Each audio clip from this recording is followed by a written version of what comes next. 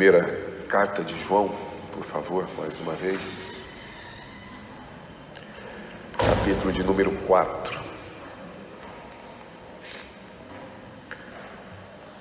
Leremos a partir do verso 13, por favor. 1 João 4, a partir do verso 13.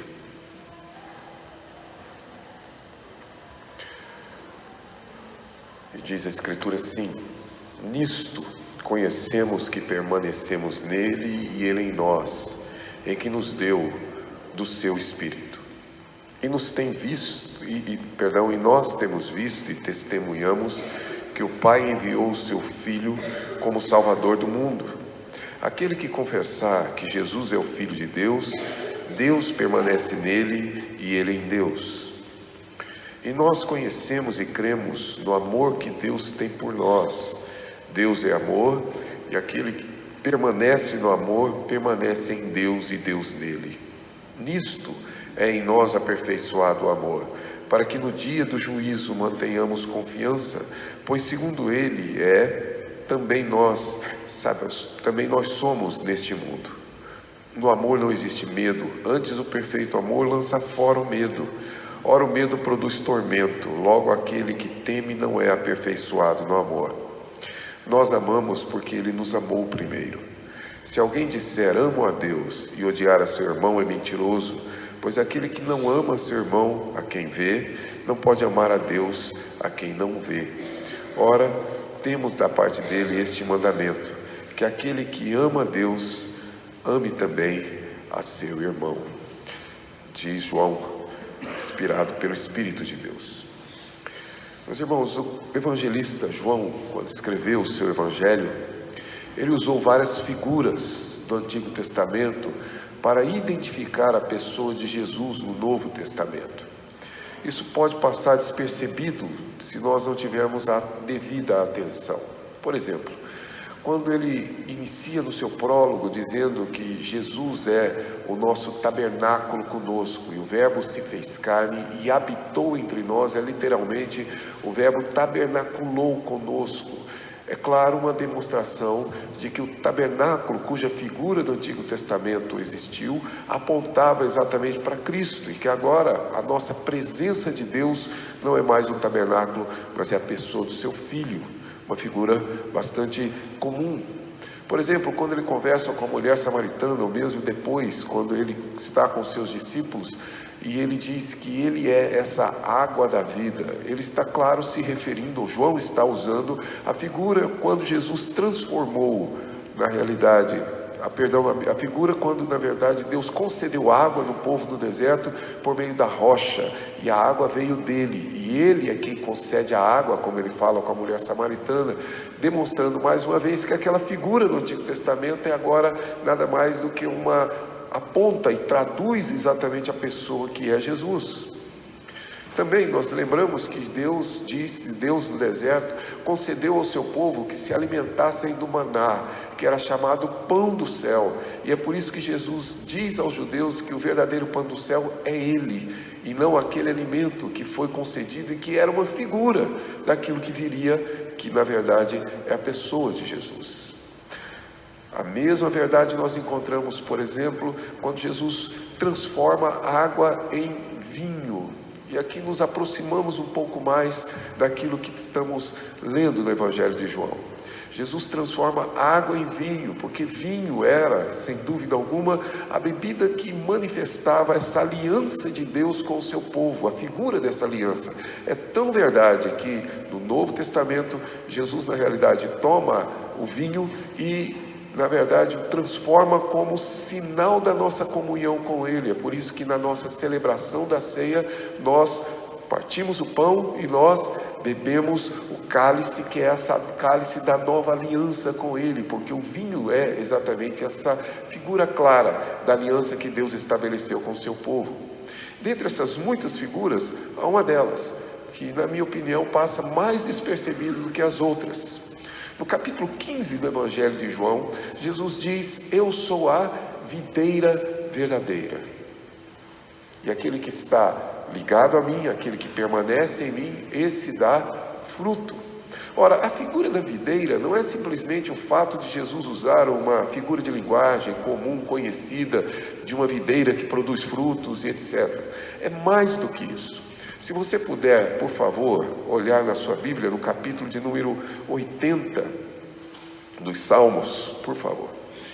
Você vai perceber que o Salmo 80 traz como figura clara de que o povo de Israel é essa videira.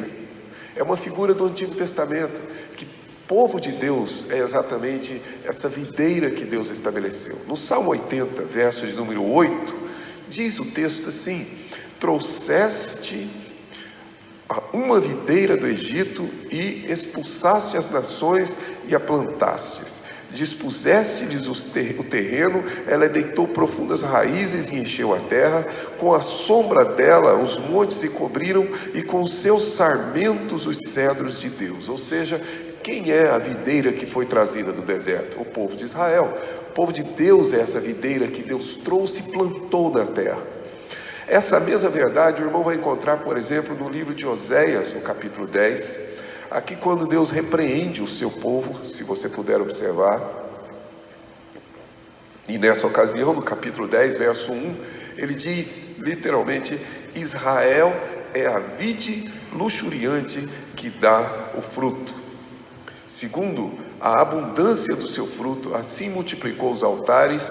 Quanto melhor a terra, tanto mais belas colunas fizeram. É uma repreensão do Senhor, mas observe que Deus está chamando o povo de Israel de videira. O povo de Israel é essa videira. Por isso, o próprio povo de Israel, os próprios judeus entendiam que se eu estivesse ligado à videira, ou seja, se eu estivesse ligado a esse povo de Israel, então eu seria salvo, eu seria povo de Deus, eu estaria propriamente sendo o filho de Deus. Ou seja, era necessário que eu estivesse ligado ao povo de Israel.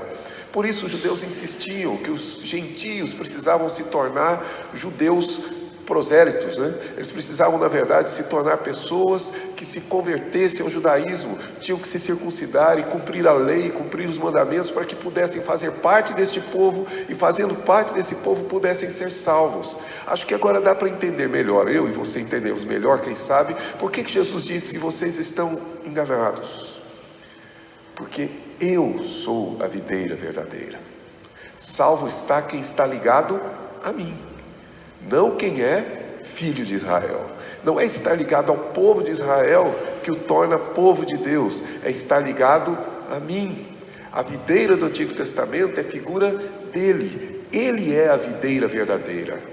É essa, na verdade, a figura que ele nos traz. E, portanto, todo aquele que permanece em mim, esse dá fruto. E é essa ideia de permanência que nós acabamos de ler no capítulo de número 4. E importante para nós. Por dois motivos. Um, por essa figura de linguagem que vimos, e, portanto, a ideia permanece aqui contida. E outra, porque na realidade esse texto foi escrito, João escreveu essa carta, lembrem os irmãos, por conta daquelas heresias que estavam sendo anunciadas e que anunciavam um novo cristianismo, a tal ponto que alguns dos cristãos, ou pelo menos aqueles que faziam parte da comunidade cristã, deixaram o cristianismo para seguir essas novas doutrinas, as doutrinas de Cerinto e todo esse, digamos, pré-gnosticismo que estava presente nesse período. Então eles se desviaram do caminho e muitos deles o abandonaram, ou seja, abandonaram o evangelho e deixaram a própria comunidade e o povo de Deus. É essa a exortação que está contida aqui. Se você puder, no capítulo 2, por exemplo, quando ele trata deste assunto,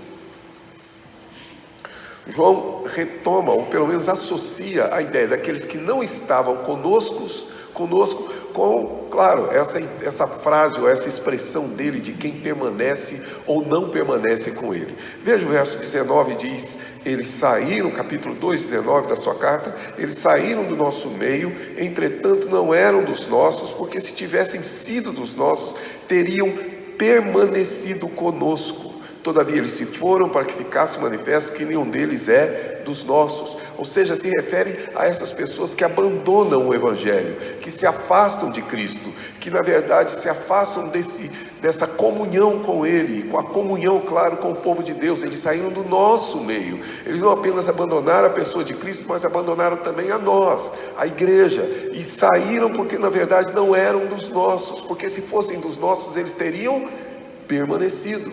Observe como lá no verso 24 ele acrescenta dizendo: permaneça em vós o que ouviste desde o princípio. Se em vós permanecer o que desde o princípio ouviste, também permanecerei vós no Filho e claro, e no Pai. A ideia é de permanência. Veja o verso 27, por favor.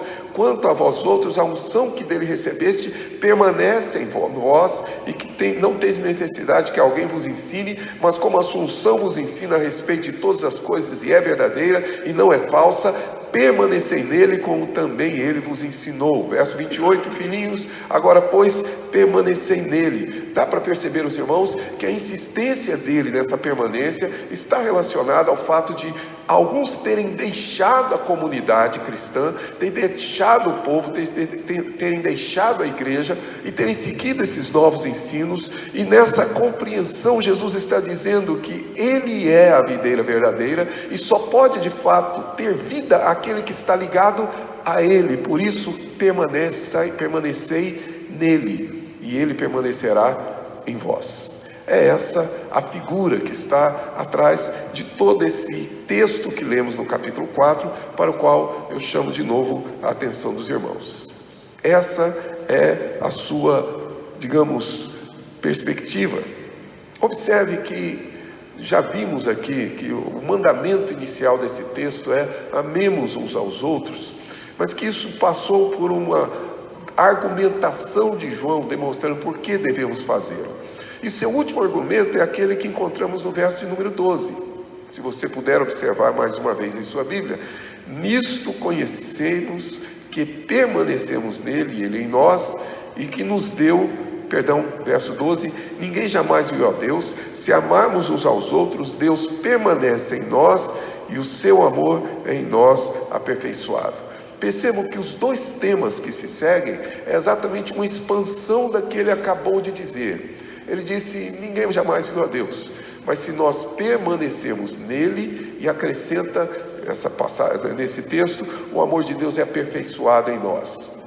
Se puder, com a sua Bíblia aberta, se você tem o costume de marcar, marque então na sua Bíblia, mas observe, verso 13 até o verso de número 16, ele está tratando da permanência, que ele tratou, ou que ele falou no verso de número 12.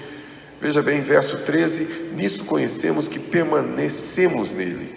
Verso número 15, aquele que confessar que Jesus é o Filho de Deus, Deus permanece nele. E verso 16, e nós conhecemos e cremos o amor de Deus, que Deus tem por nós. Deus é amor, e aquele que permanece no amor, permanece em Deus. Percebem que a ideia aqui é discutir a ideia da permanência nesses versos.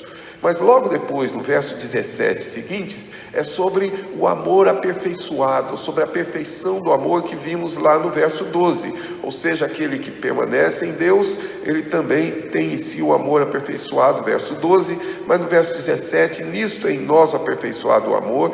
Verso 18, antes o perfeito amor lança fora o medo. E termina dizendo, logo aquele que teme não é aperfeiçoado no amor. São os dois temas que agora são desenvolvidos. O que eu gostaria que os irmãos pudessem entender inicialmente é exatamente este ponto fundamental. Se eu puder aqui resumir o que falei até agora. João usa figuras do Antigo Testamento, e dentro dessas figuras ele está dizendo mais uma vez que a videira verdadeira é Jesus, que a única forma de estar ligado a Deus e ser salvo e produzir os frutos é estar ligado a Ele. Por isso é fundamental que permaneçamos nele. Sem Ele não há vida. E exatamente por isso que ele desenvolve esse texto dizendo, no meio de nós saíram muitos que não eram dos nossos, senão eles teriam permanecido. E saíram exatamente porque perderam exatamente a perspectiva do Evangelho. Aqui ele então diz que nós devemos permanecer nele.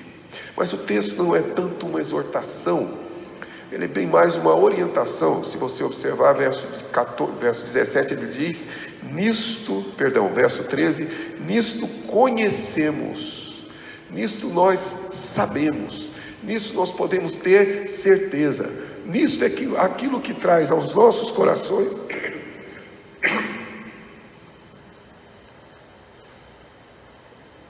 tem que contar com a paciência dos irmãos.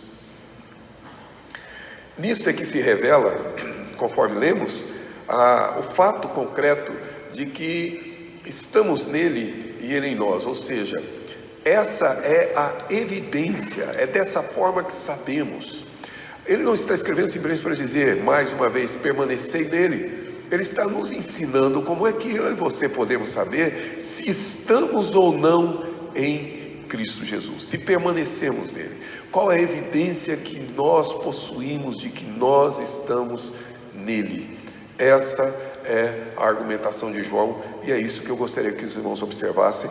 Ele faz 3 observações aqui, ou praticamente são 3 testemunhos diferentes, que dentro do meu coração me dizem que eu e você estamos ligados a ele. Quais sejam, por favor? Verso 13, nisto conhecemos que permanecemos nele e ele em nós, ou seja, em que nos deu do seu Espírito. Não há dúvida, o Espírito Santo é essa manifestação clara da presença e da nossa ligação com Deus. A nossa relação com Deus e com Jesus não se dá senão por meio do Espírito. É por meio dele que eu e você de fato temos comunhão com Deus. É por meio dele que nós temos intimidade com Deus. É por meio dele que na verdade nós falamos com ele esta noite. É por meio dele que nós oferecemos o nosso louvor, que é fruto de lábios que confessam o seu nome. Se você voltar ao texto de Hebreu, vai dizer que é por meio dele. Ou seja, sem ele, ou seja, sem o Espírito, nós não conseguiremos de fato realizar absolutamente nada que possa ser proveitoso e nem manter nenhuma relação com Deus. O que ele está dizendo é que o Espírito é essa evidência, é o Espírito que testemunha no meu coração e no seu coração, confirmando de fato que eu estou ligado a ele. Não é a minha conduta, não é o meu procedimento, não é a minha ética, não é a minha capacidade de compreensão da Escritura, não é a minha teologia, não é a minha cerimônia, não são os meus dízimos, não são na verdade os sacrifícios que faço. O que na verdade me mantém em relação íntima com Deus é o Espírito de Deus. E só por meio dele. É isso que Jesus, ou pelo menos que João aponta acerca da nossa comunhão com Jesus. Ele nos deu do seu Espírito. Agora observe, com um pequeno detalhe no texto, se você puder olhar, o texto não está dizendo que ele nos deu o Espírito. O texto está dizendo, na verdade João está escrevendo dizendo que ele nos deu do seu Espírito. A ênfase não é no fato do Espírito ter nos sido concedido, que de fato foi enviado pelo Pai, pelo Filho, mas a ênfase é naquilo que procede do Espírito. A obra que o Espírito opera em nós, é do seu Espírito que nós recebemos. É dele, a atuação do Espírito em nossas vidas, que nos faz de fato crentes, e que nos faz perseverar, e que nos faz permanecer. Em outras palavras, a nossa permanência em Deus está ligada à operação do Espírito em nós. Nós que somos, muitas vezes, calvinistas roxo, né? Eu sempre digo, se roxo é a cor do calvinista, então é essa mesmo. Nós que defendemos veementemente a nossa condição de reformados, precisamos nos lembrar absolutamente que a nossa perseverança, ou a doutrina tão importante para nós, chamada perseverança dos santos, existe porque o Espírito opera em mim. Não fora o Espírito, nem eu, nem você permaneceríamos crendo. É Ele que nos mantém ligados à videira. Daí a importância de nós darmos ouvido, de nós buscarmos de fato essa comunhão com o Espírito de Deus. Permitir que o Espírito opere em mim. Permitir que o Espírito de fato faça com que a minha vida seja moldada à vida que Deus quer me oferecer. Seja exatamente para que eu tenha essa intimidade, essa relação com Ele. Ou seja, é do seu Espírito, é aquilo que o Espírito opera em nós, é aquilo que o Espírito realiza e que faz com que eu e você perseveremos em fé. Nós temos, em geral, essa concepção equivocada. Eu li uma vez uma frase, dizia o seguinte: quando a fé é fraca, a oração tem que ser forte. Eu discordo dessa frase. Primeiro, que toda fé é fraca, minha opinião. A minha fé não é suficiente. A minha fé não me sustenta. A minha fé não se sustenta. As agruras da vida, as adversidades que isso me cerca, as pressões naturais, a incredulidade com a qual eu luto, a minha fé não é suficiente. Segundo, discordo, porque também não acredito que exista oração forte. Toda oração é fraca, toda oração é débil. Ela só é ouvida porque o Espírito intercede por nós. Para mim, essa frase tira do foco a pessoa de Deus e me coloca no centro, como se eu fosse capaz de fazer uma oração com tanto poder. A oração de poder procede do Espírito de Deus. É Deus quem opera e que nos faz perseverar. Eu e você somos crentes porque Deus nos sustentou até agora por meio do seu Espírito. É por isso que você continua crendo. É por isso que você continua vindo. É por isso que você continua cultuando. Porque o Espírito opera. E se porventura sua vida fragiliza nessas áreas, não é porque o Espírito deixou de operar, mas porque talvez você deixou de ouvi-lo, deixou de se submeter a Ele, deixou de obedecer o Espírito de Deus, que nos mantém perseverantes. Qual é a evidência de que nós permanecemos em Deus? O Espírito em mim. A minha garantia, a minha certeza de que eu morrerei crendo em Jesus. De que esta certeza que trazemos, que não é orgulho. Aliás, já ouvi isso algumas vezes, de que essa posição nossa de alegar que temos certeza da salvação é meio que orgulho da nossa parte. Não é. É a humilhação plena. Eu não sou e não creio porque eu desejo crer. Simplesmente eu creio porque na verdade o Espírito de Deus me preserva em fé por todos esses anos. E me levará assim até que eu parta ou até que o meu Redentor venha, mas é Ele quem me sustenta em fé. Eu persevero porque Ele de fato me faz permanecer. Essa é a evidência. Além disso, ele acrescenta uma outra evidência, digamos, menos subjetiva, se podemos dizer assim. Veja bem, o verso de número 14, ele diz: e nós temos visto e testemunhamos. Nós, como eu já disse aos irmãos, é uma referência que João traz acerca deles, dos apóstolos. Ele não está falando de todos nós, mas está falando de nós, os apóstolos. Tanto é que ele está dizendo: nós temos visto. Visto o quê? Visto a Jesus. Aquilo que as nossas mãos apalparam, aquilo que os nossos olhos viram, aquilo que os nossos ouvidos ouviram. Ele está se referindo ao fato dele ser testemunha ocular da pessoa, da obra, da vida de Cristo. Acabamos de ler lá no verso de número 12 que ninguém jamais viu a Deus. E aí, usando o texto de João, nós nos lembramos: o Filho de Deus é quem o revelou. Então nós temos visto, é uma referência aos apóstolos. Referência esquecida também. Se você puder, eu não o cansar com tantos textos, mas Atos, capítulo de número 1, são textos importantes. Atos, capítulo 1.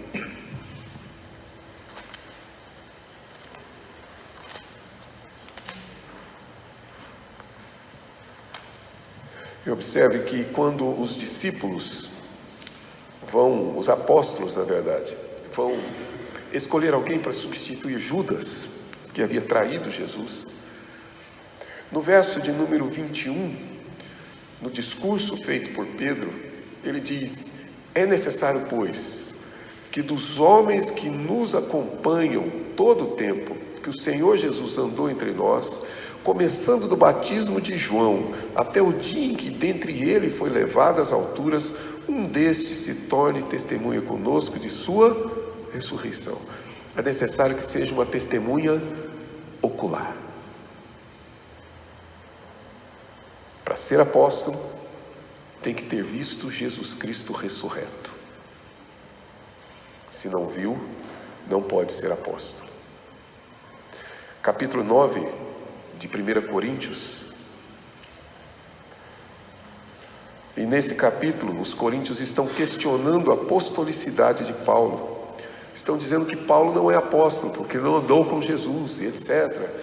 Veja como Paulo responde essa questão. No capítulo 9, no verso 1, ele diz: não sou eu porventura livre, e acrescenta: não sou apóstolo, não vi Jesus nosso Senhor. Eu não vi, ele viu, e viu Jesus Cristo ressurreto, o que qualificou para o apostolado. É por isso que não dá, meus irmãos, para nós continuarmos de alguma forma, se é que alguém acredita, a pensar nesse apostolado moderno. Não existem mais apóstolos, porque nenhum de nós viu Jesus Cristo ressurreto. Nós não vimos ele fisicamente vivo. Então como eu posso ser apóstolo? Como eu posso arrogar para mim a posição de apóstolo? Para ser apóstolo, eu precisava ter a mesma palavra que Paulo e dizer: eu vi. Ou de João: nós vimos. E porque vimos, testemunhamos. Não existem mais apóstolos. Porque na realidade eles já testemunharam o que deveriam testemunhar. E somente aqueles que viram Cristo ressurreto. Por isso a referência em 1 João é a referência aos apóstolos. Nós temos visto. É isso que nós vimos o Filho, diz ele. E nós então testemunhamos que o Pai enviou seu Filho como Salvador do mundo. Esse é o nosso testemunho. E essa é a evidência real pela qual nós podemos permanecer, ou podemos chegar à conclusão de que permanecemos nele. Se cremos na doutrina dos apóstolos, se cremos exatamente naquilo que eles pregaram como enviados por Deus, se o que estamos anunciando é exatamente o que os apóstolos anunciaram, se o que nós estamos crendo é aquilo que eles de fato ensinaram, eles que lançaram o fundamento exatamente da igreja, conforme está escrito nas cartas, tanto de Pedro como no próprio Paulo, em várias ocasiões. Ou seja, se a minha doutrina está de fato coerente com a doutrina dos apóstolos. Isso é evidência. Como eu disse, ter teologia não significa que eu sou verdadeiramente cristão. Eu posso entender muito bem de teologia e não ser cristão. Tá? Dr. Shedd, que já narrei essa história para os irmãos, estava concluindo o seu doutorado em Edimburgo, quando na realidade foi assistir a uma pregação de Billy Graham, que passava pela cidade na ocasião, e foram ao estádio onde foi a concentração para ouvir a mensagem de Billy Graham, e Billy Graham faz um apelo. Ele fazia doutorado, e um colega dele de doutorado em teologia, do lado dele, levantou-se para descer na hora do apelo. Ele perguntou se ele ia ajudar no aconselhamento das pessoas. Ele falou: não, estou descendo para receber Cristo como meu Senhor. Doutor em teologia, mas incrédulo de coração. Mas, por outro lado, não podemos também entender que a teologia é algo dispensável. O que precisamos compreender é que nós só podemos crer naquilo que é verdadeiro, e a teologia tem esse papel de nos ensinar o que é verdadeiro, o que é, na verdade, aquilo que é verdade. Hoje pela manhã ainda comentava isso com a minha classe de escola dominical. Nosso mundo mudou os focos. O que justifica as ações das pessoas hoje é o amor. Em nome do amor, tudo é possível e tudo é justificável. As pessoas fazem o que fazem por amor. E se você sente amor, está valendo. É porque, na verdade, o que justifica as nossas ações. Quando na Escritura Deus nos ensina que o que deve justificar os nossos comportamentos, as nossas ações, é a verdade. A nossa pergunta não é se há sentimentos ou emoções envolvidas. A nossa pergunta é se é verdadeiro, se é justo, se é correto. Eu faço ou deixo de fazer porque é correto, e não porque eu amo.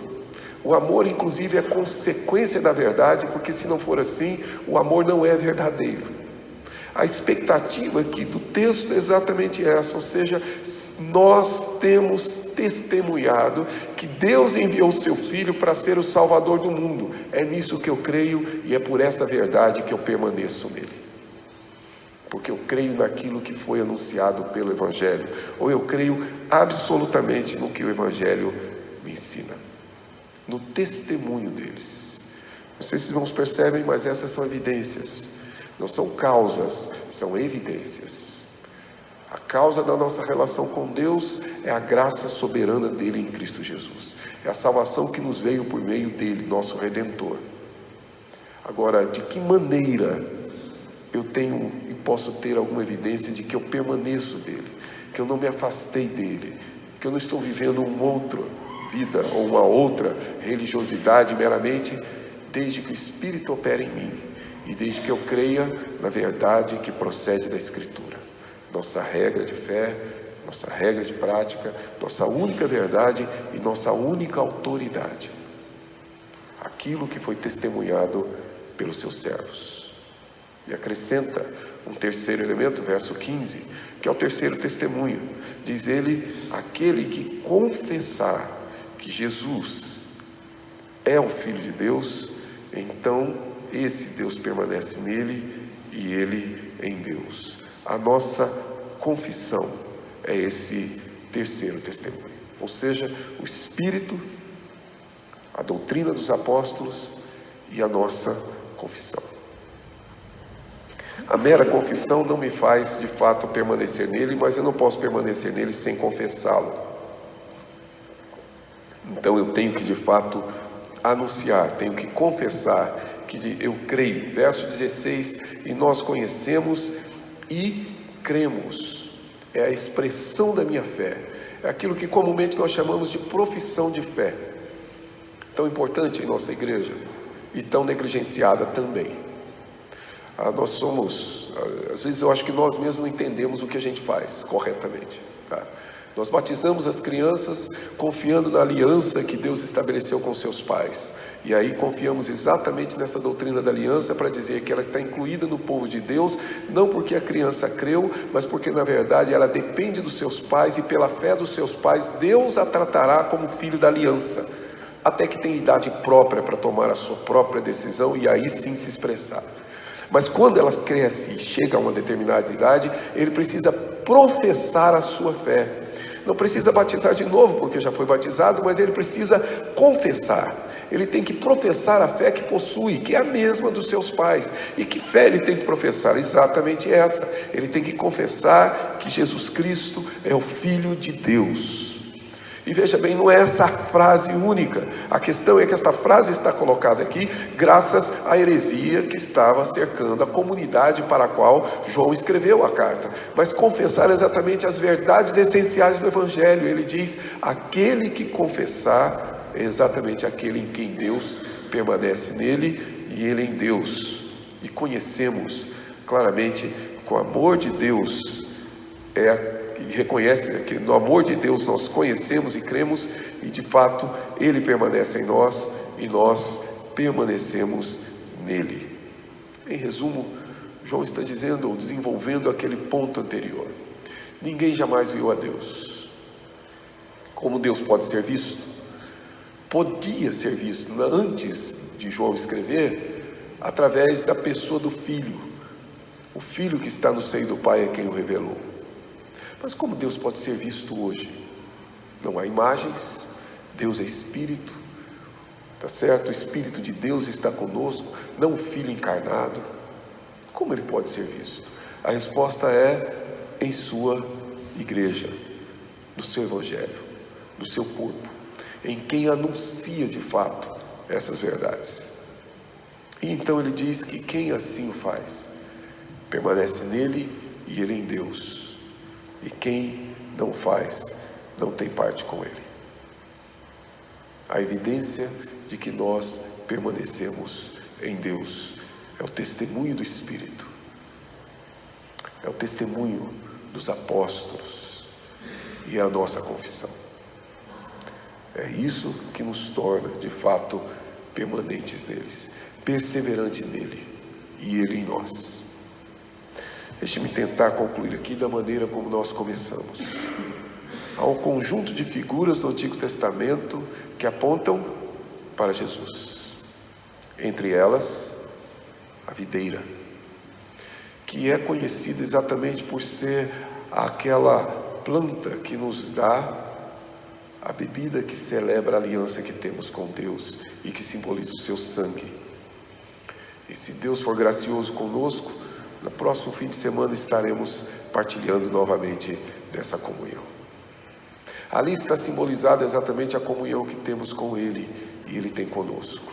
Ele permanece em mim e eu nele.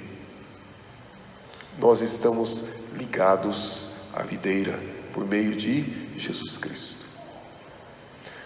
Primeira aplicação que eu gostaria de fazer é: entenda, ou você confia em Cristo Jesus, ou você não tem parte com Deus. Não importa a sua denominação. Você pode ter nascido dentro da igreja presbiteriana, mas se você não confessar que Ele é o Filho de Deus e crer nele, você vai para o inferno. Religiosamente. Não há esperança. Não há esperança em denominações, não há esperança nenhuma em religiões. Não há garantias, nem há, de certa forma, nenhuma certeza que não proceda do fato de que é nele. Eu sou a videira e é quem permanece em mim, em Jesus. A segunda aplicação: é importante que nós creiamos, como vimos a crer em um dia. Eu me lembro, como já narrei para os irmãos, o dia em que Cristo realmente alcançou meu coração. Eu que não vim de uma igreja, nenhuma igreja evangélica, vim, claro, de uma prática completamente anticristã, inclusive, mas o dia que isso ocorreu, eu me lembro. Mas tão importante quanto aquele dia em que Deus me salvou, são todos os dias nos quais eu permaneci nele e nunca me afastei dele, exceto por 2 miseráveis anos, em que este pecador, não entendendo a verdade de Deus, se permitiu afastar do Evangelho e afastar da igreja. Eu notava a tristeza do meu irmão, o único outro ou crente que havia na casa, com quem eu havia realmente conhecido o Evangelho. Ao me chamar para vir à igreja, e a minha resposta era sempre a mesma: hoje não, mas o meu hoje significava nunca mais. 2 anos perdidos da minha vida. 2 anos sem comunhão. Com a graça de Deus, eu não me converti de novo, porque eu me converti uma vez só. Mas Ele me trouxe de novo para junto dEle, porque é a obra do Espírito e não minha. Não foi quando eu quis, foi quando Ele decidiu que era hora de eu voltar. Sabe, quando você traz o criança para dentro de casa, puxando a orelha, mais ou menos assim. Voltei exatamente porque Deus é quem nos faz perseverar. Então é importante, meu irmão, na sua vida cristã, o dia em que você creu nele, como todos os dias em que você tem crido nele. Essa permanência, essa perseverança, essa continuidade de nossas vidas. Não é sem razão que eu oro para que as nossas crianças não conheçam um dia sequer longe desse Evangelho. Que elas cresçam permanecendo nele por toda a vida, sem haver nenhuma interrupção. A terceira aplicação: é somente assim que eu e você podemos gerar esses frutos. Não há outra maneira. Em Cristo. Longe de Jesus e longe da comunhão do seu povo, a sua vida é estéril. A não ser que você tenha sido privado por outros motivos, não existe razão para você não fazer parte desse corpo. Longe dele não há vida. Como nenhum ramo pode produzir fruto não estando ligado à videira. Longe dele não há nenhuma expectativa, senão de uma vida estéril, vazia e sem significado. Aquele que permanece em mim e eu permaneço nele, A nossa intimidade com Deus está aí. A nossa relação íntima com Ele está aí. Aquela oração particular que você faz, ela está aí. Porque nós somos íntimos de um Deus que permanece comigo e eu com Ele. E quais são as evidências? Exatamente estas que João nos oferece. E eu espero que esta semana seja uma semana de perseverança. Que apesar de toda a opressão, apesar de todas as circunstâncias que nos cercam, apesar das ideias contrárias ao Evangelho, apesar de tudo aquilo que pode alguma vez nos fazer, de alguma forma, nos fragilizar em relação às nossas próprias convicções, apesar da própria condição do meu coração, do meu pecado, que me afasta do Evangelho, apesar de tudo isso, eu espero que eu e você perseveremos. Estejamos reunidos novamente, quando Deus nos chamar. E vamos fazer isso porque Ele tem nos dado do seu Espírito. Porque cremos na verdade que Ele expôs e porque confessamos que Jesus é o Filho de Deus, nosso único Redentor, a nossa vida. E se assim for, estaremos juntos louvando com alegria ao Senhor. E eu espero, com a graça dele, poder cantar com os irmãos no próximo domingo. Vamos louvar ao Senhor. Nós começamos hoje o culto com uma primeira música que foi cantada pela equipe de cânticos. Eu gostaria de pedir que nós cantemos novamente com eles essa última música. E assim nós vamos louvar o nome de Deus antes de orarmos e encerrarmos o nosso culto.